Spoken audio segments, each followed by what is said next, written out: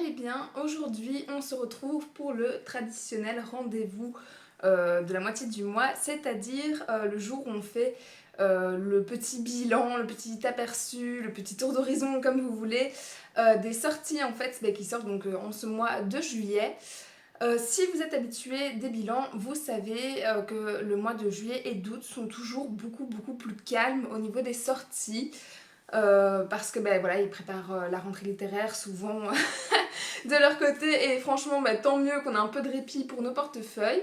Donc ici je vous ai quand même pris une petite sélection voilà, des genres habituels que je lis, mais très honnêtement il n'y a aucun des livres que je vais citer pour lesquels je vais craquer en fait. Donc voilà, c'est plus vraiment un titre informatif pour vous tenir au courant, etc.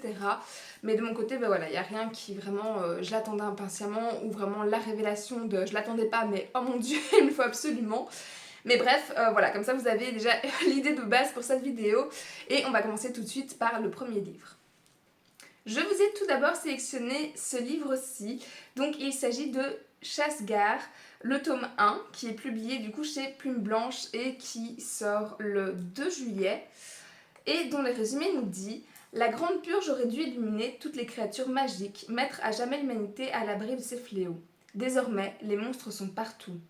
Appelés éthérés, ils tuent et détruisent tout sur leur passage. Entre eux et les hommes se tiennent des êtres très particuliers. Des êtres formés dans l'institution des héros de la Grande Pure, Chasse-Gare.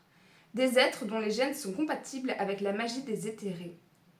Célène est appelée à devenir elle aussi une mutilée. Terrorisée par l'idée de se voir rejetée par la société à cause de ses transformations physiques qui vont être engendrées par sa mutation, c'est à reculons et sous bonne escorte qu'elles seront à Chasse-Gare. Seulement, quand les tests ont lieu, elle ne s'attendait pas à se retrouver compatible avec Argot, le roi des éthérés, l'ennemi à abattre à tout prix. Voilà, honnêtement, on est dans de la fantasy, young adulte. Je l'ai sélectionné très honnêtement parce que c'était chez Plume Blanche et que en général j'aime bien ce qu'ils font. Voilà, vous voyez un petit peu dans les aperçus de cette étagère, en tout cas un petit bout. Voilà, c'est à chaque fois des textes, en tout cas de ceux que j'ai lus, qui étaient de qualité. Donc je pense que celui-ci doit être dans la même lignée, mais honnêtement, moi la thématique ne m'appelle pas plus que ça. Le résumé, voilà, laisse clairement entrevoir de quoi ça va parler, des différentes créatures, des différents êtres, etc. De cette petite histoire d'amour avec l'ennemi, etc. Est-ce que ça va être un ennemi tout lover? Est-ce qu'elle va essayer de le dégommer quand même, etc. Ça, il y a encore un petit point d'interrogation. Voilà. je suis un peu embêtée parce que je sais pas trop quoi dire dessus. Parce que vraiment, j'ai sélectionné pour vous. Et pareil, je sais pas, même la couverture n'arrive pas vraiment à me séduire, à me titiller ou quoi que ce soit. Mais bon, sait-on jamais. J'ai vu, voilà, ici, il y a quelques notes qui sont déjà affichées sur le site. Et il y a quand même 4,5 sur 5. Donc, à mon avis, il doit quand même être bon. mais voilà, en tout cas, je ne vais pas me lancer dedans, sauf si vraiment on voit d'excellents retours, des coups de cœur dans tous les sens. Peut-être que je me pencherai un peu plus dessus par la suite. Mais pour l'heure, voilà, je le donne à titre informatif, tout simplement.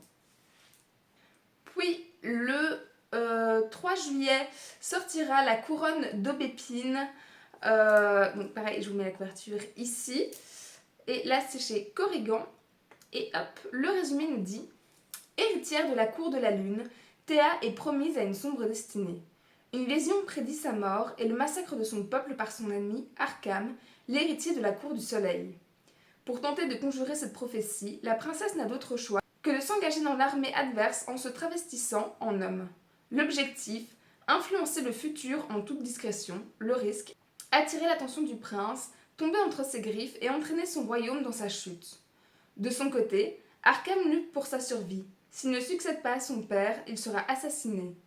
Or, un failli touché par la magie démoniaque ne peut prétendre au trône. Malgré les complots et les épreuves, il ne reculera devant rien pour que son secret ne s'ébruite pas. Quitte à s'entourer d'un nouveau garde du corps aussi talentueux que mystérieux. Mais à qui va réellement sa loyauté? Bon, là, par contre, je suis déjà un peu plus emballée, même si pareil, je ne pense pas craquer voilà, pour ce livre. Je ne sais même pas si c'est un one-shot ou une série. Mais parce que voilà, on retrouve les codes que j'aime habituellement, donc on retrouve toujours cette fantaisie, cette romantaisie à mon avis, ces faées qui sont hyper représentées ces dernières années, du coup dans, pareil, la romantaisie. Il y a un petit côté, je trouve, Mulan, pour cette guerrière qui va un peu du côté des garçons, qui se transforme pour un peu, voilà, épier, etc. et combattre dans ce petit côté-là. Donc voilà, je pense qu'il est déjà plus intéressant, plus recherché que d'autres qu'on a pu voir passer un peu dans la romantaisie et justement donc dans les faits, etc. ces derniers temps. J'aime aussi toujours quand il y a des cours différents, donc ici la cour de la lune et du soleil.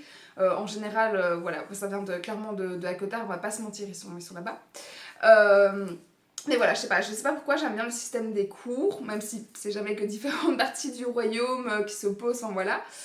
Et donc voilà, je suis déjà un petit peu plus emballée que le livre précédent. Je pense clairement que chez Corian, il va trouver son public, etc., qu'il y aura de bons retours dessus. Donc je ne m'inquiète pas pour lui. Et puis voilà, je n'ai pas grand chose d'autre pareil à dire dessus vu que je ne l'ai pas lu. Et donc je vais passer à un autre livre, je me rappelle, qui est sorti à la même date, voilà, et qui s'appelle La sorcière écarlate. Et donc ce 3 juillet sort également donc La sorcière écarlate, dont le résumé nous dit: Salem devrait être un nouveau départ, un endroit où l'odeur piquante de la cannelle du thé parfumerait l'air d'espoir, où les couleurs seraient en sécurité, vivantes en moi.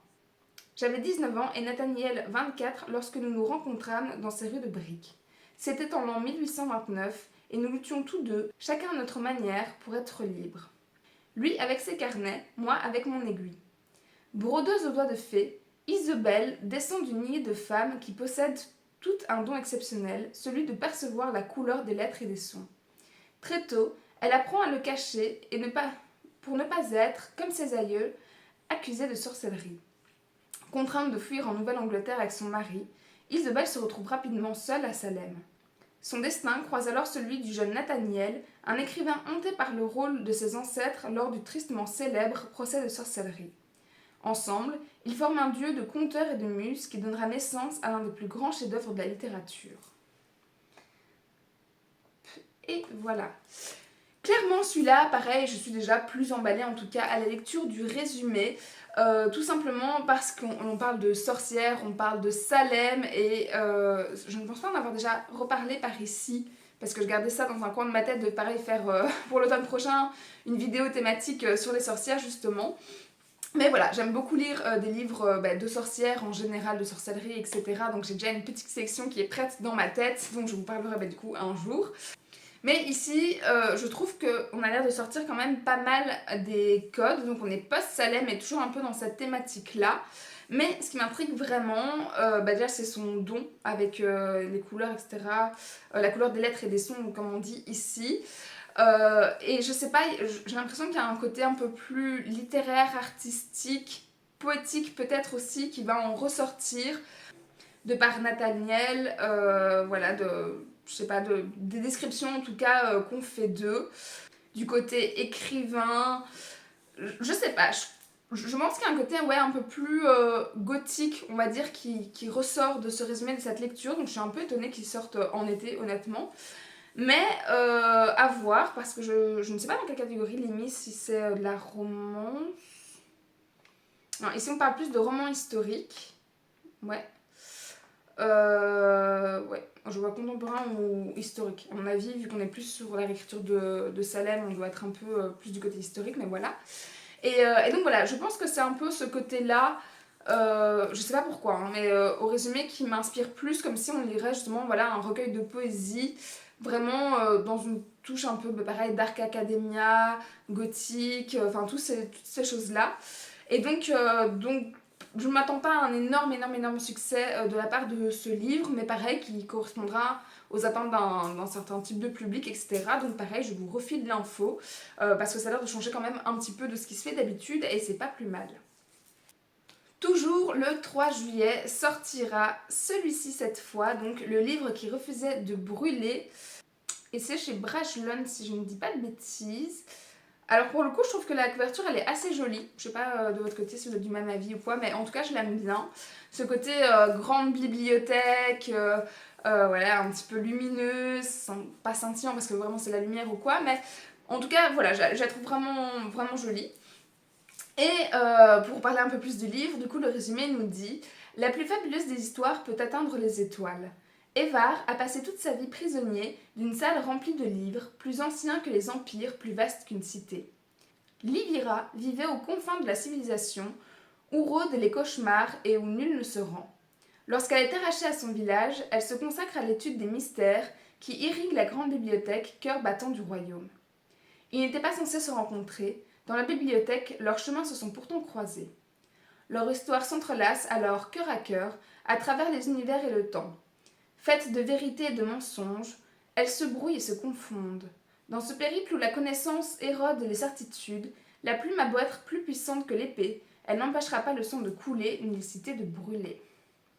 Et il est classé aussi dans la catégorie de la fantasy, forcément.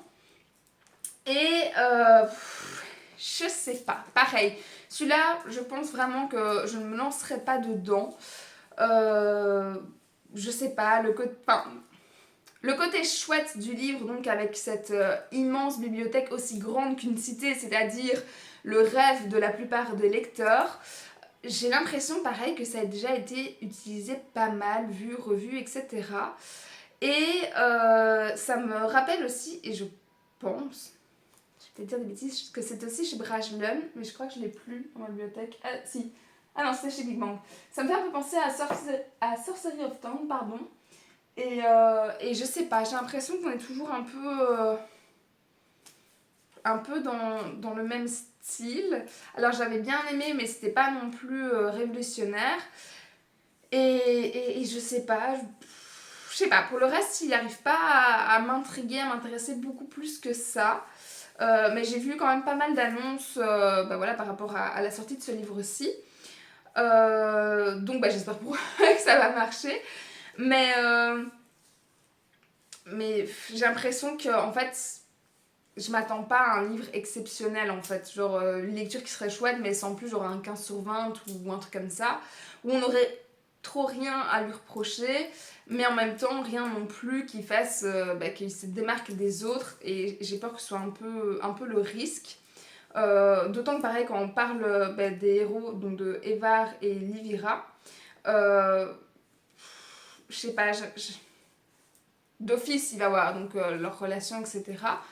Et franchement je sais pas dire pourquoi en fait, donc je vais pas blablater pendant 1000 ans, mais ça m'inspire pas plus que ça quoi, donc voilà.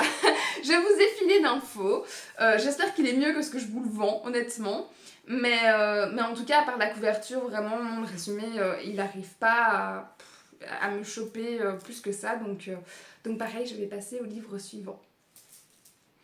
Pour ce 5e livre sélectionné, on reste à nouveau dans les bibliothèques puisque j'ai pris celui-ci, donc la Bibliothèque des Ombres, qui est annoncée chez Deux Axus, et comme tous les Deux Axus, on entend beaucoup parler. Et donc celui-ci sort le 4 juillet, et le résumé nous dit: L'Académie Radcliffe est la 3e école la plus hantée du pays, où la disparition d'un élève n'est pas rare et où personne n'ose rester dans la bibliothèque après la tombée de la nuit. Esté Logano s'y inscrit dans l'espoir de retrouver son père décédé. Pas au sens propre bien sûr, elle ne croit pas aux fantômes. Aller à l'école de son père semble être son meilleur espoir pour découvrir qui il était. C'est alors qu'Esté rencontre Matteo, qui est peut-être probablement définitivement un vrai fantôme. Et un fantôme bien agaçant. Lorsque Matteo accuse Esté... Je suis pas sûre de comment on dit le prénom. Du vol d'un livre rare dans la partie secrète de la bibliothèque et qu'il disparaît, Esté doit le retrouver sous peine d'être renvoyé et de quitter Radcliffe prématurément comme l'a fait son père. Mais suivre les traces de ce dernier pourrait s'avérer plus dangereux qu'Esté ne l'aurait jamais imaginé. En enquêtant sur la bibliothèque, ses passages secrets, ses tunnels cachés et ses salles hantées, elle apprend que les disparitions d'étudiants ne sont pas qu'un mythe. Et si elle ne fait pas attention, elle risque bien d'être la prochaine. Bon, pareil, j'ai l'impression que c'est pas non plus un livre dont la thématique va révolutionner le genre ou quoi que ce soit. Mais je sais pas. Je pense que... Je sais même pas pourquoi je dis ça. Franchement, je fais tout à l'intuition vu que c'est des livres que je n'ai absolument pas lus, donc peut-être que je me plante et que je dis des conneries à chaque fois. Mais j'ai l'impression qu'il est déjà beaucoup plus dosé. On voit beaucoup en Angleterre, aux USA en tout cas en anglais, cette thématique un petit peu de parfois des romances ou quoi avec des fantômes. C'est pas trop arrivé par chez nous, j'ai l'impression. Et donc peut-être que ça va lancer un petit peu toute cette vibe là. Mais en tout cas, clairement, lui, je parlais tantôt de Dark Academia, là on va clairement être dedans. Voilà, pour ce côté pareil, bibliothèque, pour ce côté un peu caché, un peu mystère, un peu sombre, on va se perdre dedans, etc. Donc pareil, lui, je m'inquiète vraiment pas, en plus c'est un dos Axus, donc voilà, ils ont toujours un franc succès. Dans les mots-clés ici, on voyait aussi qu'il y avait de la magie. Donc à voir comment elle va être amenée, mais en tout cas c'est déjà plus prometteur aussi. Je sais pas, de ce qu'ils annoncent, des petits éléments qui, pareil, une Titi ou quoi. Du côté paranormal, enquête, et en même temps, voilà, qui est vite relié aussi un peu plus à la réalité ou quoi. Et donc voilà, je pense que pareil, je suis assez étonnée qu'ils sortent en plein mois de juillet, enfin en début juillet. Mais je m'attends à le retrouver par exemple beaucoup dans les piles à lire du prochain Pumpkin ou des choses comme ça. Et donc voilà, à voir ce que l'avenir nous dira, nous réserve. Mais en tout cas, à mon avis, il a l'air bien parti pour briller de son côté, quoi. Ensuite, le 4 juillet également sort Captive de l'Impris. Donc voici la couverture. C'est chez Addictasie. Alors je ne connaissais pas, honnêtement. Je l'ai vu passer plusieurs fois, pourtant je ne sais plus chez qui. Mais du coup, voilà, je ne connaissais pas du tout cette maison d'édition. Mais en tout cas, pour sûr, le résumé nous dit: elle n'est qu'une simple prisonnière, elle est la clé vers le secret de la forteresse. Au cœur du royaume tourmenté d'Aonilion, les humains, les sorcières et les sirènes se déchirent. La grande insurrection est terminée et pourtant les tensions persistent, menaçant de tous les entraîner vers une nouvelle guerre. Dans ce monde gangréné par la violence, Hera parvient à s'en sortir tant bien que mal grâce à un don singulier. Elle peut disparaître et réapparaître à sa guise en un clignement de paupières, le truc ultra pratique. Mais les cartes sont rabattues lorsque Silas, un mystérieux homme masqué, l'enlève afin d'utiliser son pouvoir pour pénétrer dans l'impénétrable forteresse royale. Hera se retrouve alors prisonnière et entraînée malgré elle dans un jeu dangereux où la coopération avec un ravisseur est sa seule chance de survie. Entre magie, trahison, sentiment et pouvoir, chaque clignement de paupières pourrait bien changer le destin de tout un peuple. Bon, alors clairement là on est dans la vibe actuelle, dans de la romantaisie à mon avis, et je pense que du coup Addictasie doit clairement se spécialiser là-dedans. En tout cas le nom indique cette voie-là. Pareil, les prisonnières, on en voit beaucoup en ce moment, surtout depuis, je pense que c'est The Savage Land, si je dis pas de bêtises. Et ça marche en fait, ça marche vraiment, ce côté dark romance, etc. Donc je ne m'inquiète absolument pas pour ce bouquin-ci. Voilà, pour le reste, je pense qu'il n'y a pas beaucoup de choses qui sont innovées, si ce n'est du coup son pouvoir qui effectivement peut être très chouette et effectivement peut être hyper utile du coup. Donc pas de grande surprise à ce qu'elle soit capturée, ça paraissait assez logique. Et donc voilà, bon, à voir si pareil ça se démarque vraiment des autres ou quoi. Mais je ne m'inquiète pas du tout, même si c'est une maison d'édition qui a l'air moins connue. En tout cas pour ma part, peut-être que je dis des conneries et que ceux qui aiment vraiment le genre connaissent bien. Mais je m'attends à le voir partout cet été pour le coup. Et puis voilà. Et on arrive déjà au dernier livre que j'ai sélectionné. Il s'agit de celui-ci, donc La promesse du roi des flammes, qui sortira le 22 juillet. Et dont le résumé, nous dit: il l'a arraché aux griffes de la mort pour une seule raison, la faire sienne. Après des mois de captivité chez les dirigeants qui tyrannisent son peuple, Isabelle, fiancée du défunt roi de Maladine, doit être offerte en sacrifice. C'était sans compter l'arrivée magistrale de l'assassin du roi, qui lui sauve la vie de justesse avant de l'enlever à son tour. Entre sa carrure, son imposant dragon et son armure médiévale, il pourrait ne faire qu'une bouchée d'aile. Mais Zabriel en est sûr, il a senti celle qui lui est destinée, son âme sœur. Il est bien décidé à la protéger et à faire périr par les flammes quiconque lui aurait fait du mal. Pourtant, Isabelle refuse de le croire et ne pense qu'à retrouver les siens, même si une voix profonde lui intime de se lier au roi des flammes. Bon, si vous me suivez, vous savez que je ne suis pas du tout emballée par ce résumé, on va pas se mentir. On est dans de la romantasy, dans de la dark fantasy possiblement. Je vous l'ai mis parce que j'ai déjà vu beaucoup de retours dessus, mais clairement de gens pareils qui lisent ce genre-là habituellement. Je ne vais toujours pas me lancer dedans parce que vraiment il y a déjà plein de mots-clés qui me font lever les yeux au ciel. Mais bref, il en faut pour tous les goûts et c'est aussi pour ça que je fais cette vidéo, voilà, pour intéresser le maximum de personnes, vous tenir au courant, etc. Mais on est à nouveau dans cette captive, dans le méchant, est-ce qu'il est méchant, dans celui qui va avoir le contrôle, etc. Voilà, moi c'est vraiment pas ma tasse de thé. Quand on me dit entre sa carrure, son appendice en dragon et son armure médiévale, c'est vraiment pas le genre de description que j'aime. Mais il en faut pour tous les coups. Donc je clôture cette vidéo en vous parlant de ce livre-ci. Et peut-être que de votre côté, par contre, voilà, vous l'avez ajouté à votre wishlist. Et si c'est votre truc, grand bien en face, il n'y a pas de souci avec ça. Mais voilà, on a fait le tour d'horizon, voilà, des petites sorties qui, je pense, pouvaient intéresser certains et certaines d'entre vous. Plus que moi, vous l'aurez compris, je me répète, mais vraiment ce mois-ci, je n'aurai aucun scrupule à faire un no-boy, enfin vraiment, ça va être hyper simple. Mais je vous disais tant mieux parce que quand on connaît voilà, les arrivages des rentrées littéraires, etc., c'est toujours un massacre pour le portefeuille. Donc c'est pas plus mal. Et voilà, je vais juste clôturer là-dessus et vous retrouver pour une prochaine vidéo qui sera à nouveau une petite sélection. Et du coup là je vous serai vous en dire un peu plus vu que ce sera des livres que j'aurai lus. Et puis je serai forcément un peu plus enthousiaste pour vous en parler, heureusement. Et donc voilà, d'ici là je vous fais plein de bisous, je vous souhaite d'excellentes lectures, de bonnes vacances si vous partez cet été, et je vous dis à la prochaine.